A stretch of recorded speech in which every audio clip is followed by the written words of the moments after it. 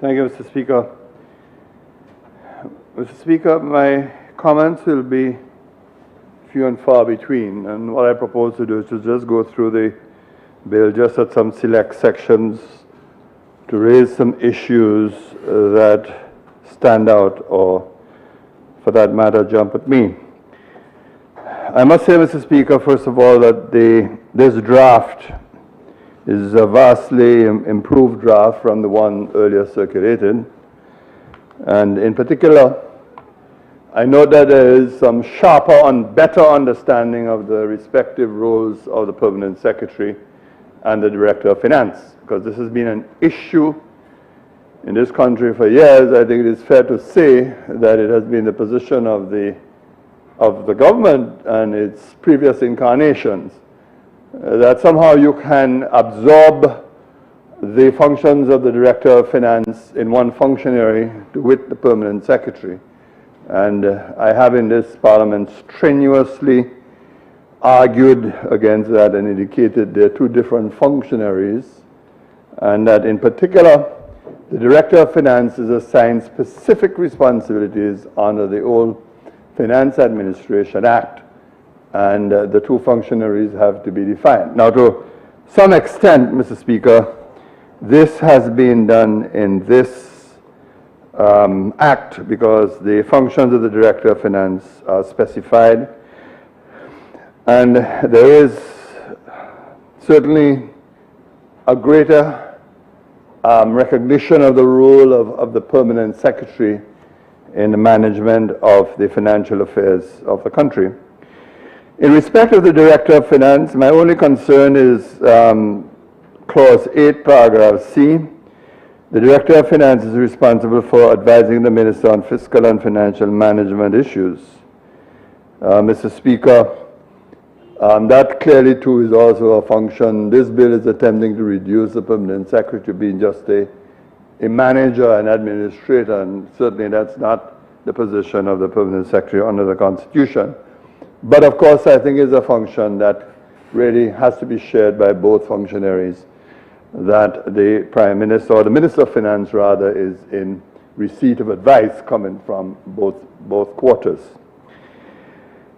I'm on that same page, Mr. Speaker. I'm not sure what Clause 9, Subclause 3 means. The clause immediately before it says, the Director of Finance may delegate in writing to a public officer in the Ministry of Finance a power that the Director of Finance is authorized to exercise and perform under this Act. Now that's a surprising concession, tremendous breadth and width of power. But be that as it may, there is subclause 3. It says the Director of Finance is not authorized to delegate a power to delegate under subsection 2. What does that mean? I have had some difficulty to understand. I don't know whether there is some slight error of wording or some words are missing. But the Director of Finance is not authorized to delegate a power to delegate under subsection 2.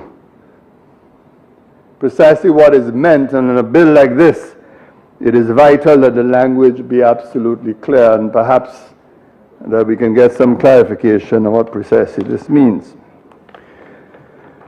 Moving along very quickly, Mr. Speaker,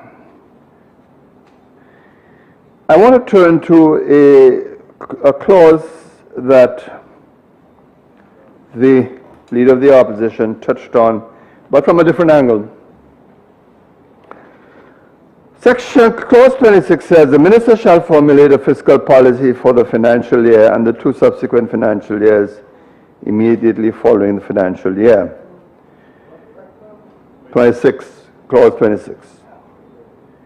Then it says a fiscal policy under subsection 1 must be submitted to Cabinet for approval.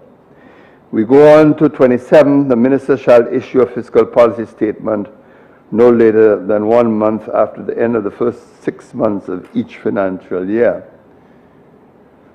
Now the question arises, Mr. Speaker, what is the interaction between the delivery of the fiscal policy statement and the budgetary statement? I think I'm on record as saying, Mr. Speaker, the Constitution never mentioned the word budgetary statement. What the Constitution has always required is that an appropriation bill be enacted to authorize government expenditure. You don't see it says anywhere that there shall be a budgetary statement to accompany the appropriation bill. But by convention, it is the case that a budgetary statement is issued to explain the broader policies of the government.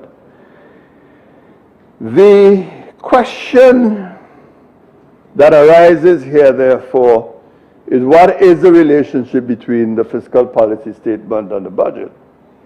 And while I can understand, Mr. Speaker, that on the 27th that the minister issues a further fiscal policy statement after the end of the first 6 months, because there's no budgetary statement at that point,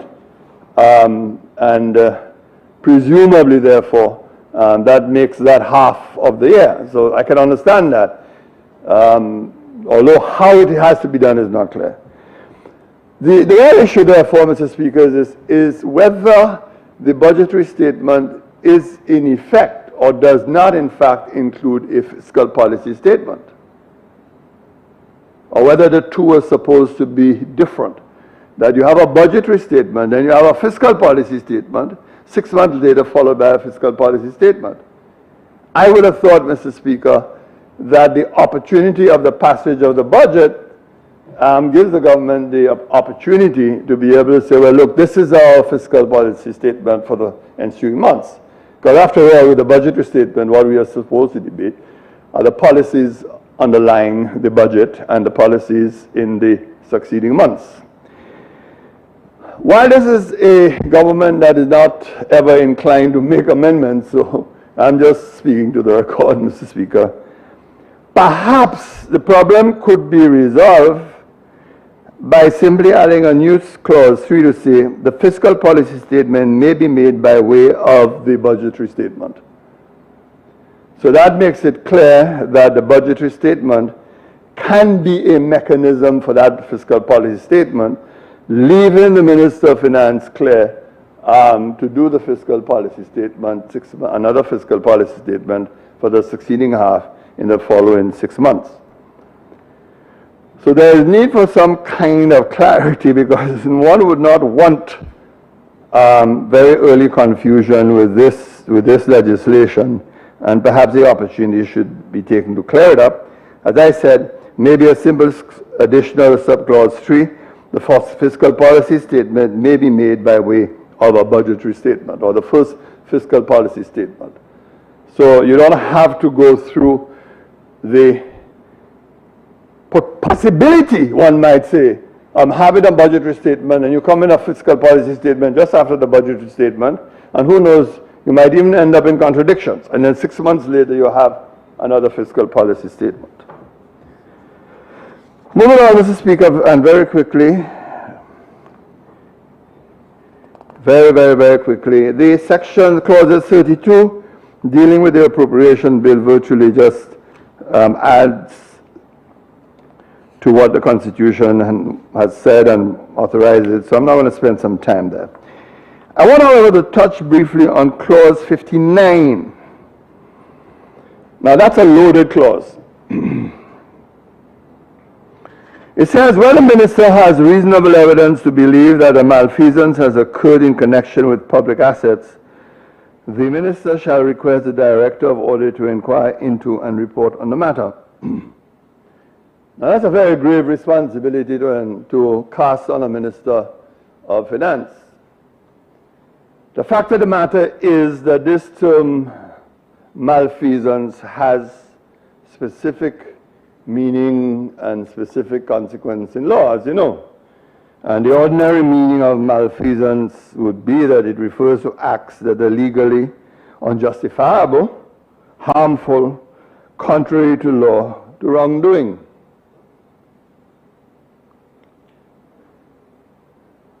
The question, therefore, is really whether the reference there ought not to be just to the Director of Audit, but also to the Attorney General. Why is this kept within the realm of administrators, given the very serious consequences that follow? Again, maybe this is something that can be cured very simply. You could say, well, the minister has reasonable evidence to believe that a malfeasance has occurred in connection with public assets. The minister shall request the director of audit to inquire into and report on the matter to the Attorney General. And this is not really to say that the Minister of Finance should be excluded, although I believe that the minister as the centerpiece of invoking the action perhaps is a little unfortunate, but it's too late to deal with that. But certainly the person who should really have the report of the inquiry is the Attorney General of the state, because of the legal consequences that flow and the possible necessity of having to embark on independent legal action on the matter. That takes me, Mr. Speaker, to one other area that I want to touch on. Very touchy subject. Mr. Speaker, this piece of legislation makes elaborate provisions for the surcharge of public officers. It's amazing the breadth of it. And sometimes you have to wonder the underlying motivation for enactments and provisions. I myself would be the last person in the world to say that you will not have opportunities for surcharge to arise and there's abuse of government property, etc. Now, if you look at Clause 94, Mr. Speaker, it says a public officer may be surcharged on the following grounds. A, failure to collect money owing to the government. Payment of public monies in excess of authorized amounts. Making, allowing, or directing payment of public monies without proper authority or proper evidence that the amount was due. Payment of public monies without obtaining proper evidence of the identity of the payee.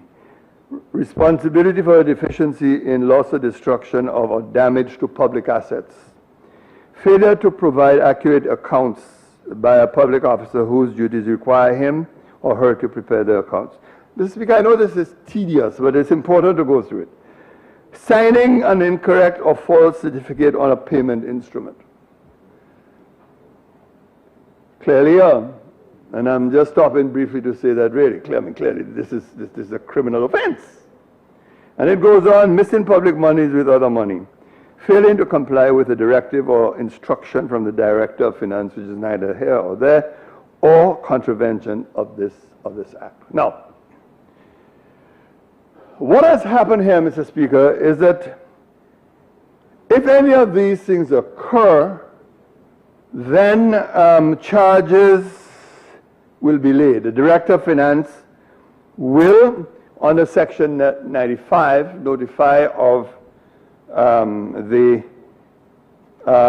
give written notice to surcharge the public officer. Then, of course, there is an inquiry to be held, and then there is an appeal against the surcharge, and I think the drafters possibly feel that by including the Chief Justice in the process, somehow this will save the issue. I don't think so, Mr. Speaker. The question is this, or the issue is this: a surcharge is a punishment. A surcharge arises because you have committed a wrong. A surcharge, when it is committed, involves disciplinary issues. So the question then is whether, by the way this has been drafted, whether in truth and in fact, this is not interfering with the jurisdiction of the Public Service Commission. Because it is the Public Service Commission that is given exclusive jurisdiction over the disciplinary control of public officers. I suspect the moment you see somebody is charged and they go and retain a lawyer, the first thing they probably want to do is say, wait. But how could this happen? Doesn't this belong to the realm of the Public Service Commission? I may have raised this issue before, Mr. Speaker. I do not recall, but I think this is loaded with potential problems. This is not to say, Mr. Speaker, that one would want to hold back this legislation because of this issue. But certainly it is a matter that will call for review. It's a matter that will have to call for some reflection, and possibly a matter that will require far more learned opinion than mine. Might be good to get somebody to look at it. I'm not opposed to the principle that public officers must be held accountable. The question is whether the whole edifice of accountability, commission of the offense, the public officer being told by the Director of Finance that charges are going to be laid, the appointment of an inquiry, then a finding, and then of course if the public officer is aggrieved, an appeal to an appeals committee, albeit that the members of the appeals committee are appointed by the Chief Justice. I mean, that doesn't save it. And the fundamental question is whether surcharges, the offense leading to the surcharges, are not in truth and in fact disciplinary offenses which, properly speaking, belong to the jurisdiction of the Public Service Commission. That's the issue.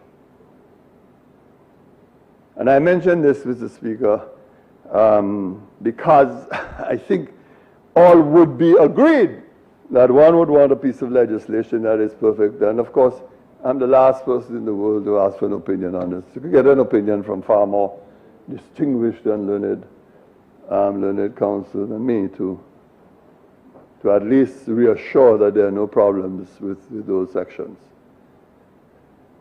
Because this is a powerful tool that is being given to a Director of Finance that can injure the life of a public officer and destroy the reputation of a public officer. Not that it is not important for us to have these provisions. It is terribly important because of what has been occurring in the public service over the years. And sometimes, in my own musings, Mr. Speaker, I can tell you, I watch political functionaries, ministers take blame for things which they should not, which really has been caused by public officers. And of course, we don't want to talk that language, we don't want to say these things, to use terminology that someone who I don't particularly have affection for uses. These are inconvenient truths, but they're real. They're very real. And in my own life as a Minister of Finance, I can give you a history of things that have occurred within the Ministry of Finance where liability really falls to the public officers, and I have watched ministers and others, including myself, being blamed. And you feel rather helpless in the process because, to go out and attack the public servants and say, you did this, you did that, you did this, then you have the whole kingdom falling on you and holding you responsible. What is the result of this? We entrench and institutionalize wrongdoing and inefficiency. I have known of several instances where public officers have engaged in theft, blatant theft, but you know what? It never reaches the Public Service Commission. Why? Because there are persons within the hierarchy of the public service who protect these officers. And then, of course, as if that doesn't enough, then you have to go to politicians with an extra layer of icing on it to protect them. These are the realities that we face, Mr. Speaker. So while, Mr. Speaker, I am certainly in favor that these matters should be dealt with, I believe that fundamentally this has to be dealt with. Finally, Mr. Speaker, and let me give way, I looked at the provisions dealing with guarantees and loans and so on. You know what has surprised me is the brevity of these provisions. I can't believe it. No, the provisions dealing with loans, guarantees, like we gave this with the loans and guarantees. We have been very busy doing those things. And incidentally, Mr. Speaker, let me just indicate that the word malfeasance, you want to find out what sections?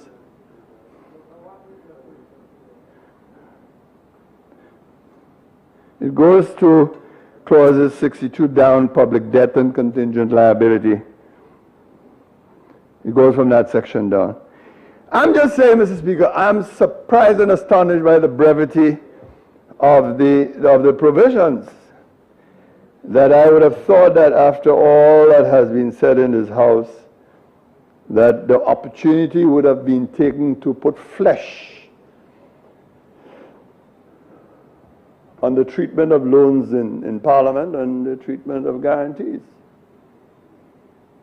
After all, I don't have to go over the history of the famous Rochamel case and what was the then Minister of Finance accused of. I would have thought perhaps that this would have been the perfect opportunity to cure. But lo and behold, what I do see are provisions that are amazing for their lack of depth, amazing, I don't want to say simplicity, but lacking flesh. No flesh on the bones of these provisions. But we leave that as it is. So, Mr. Speaker, I do hope that these minor points can be looked at, and that if they are found to be of any value, some adjustments could be made. But I repeat that the matter of the surcharge, somewhere down the road, will have to be examined carefully to determine whether or not they're intra vires the Constitution. I thank you, Mr. Speaker.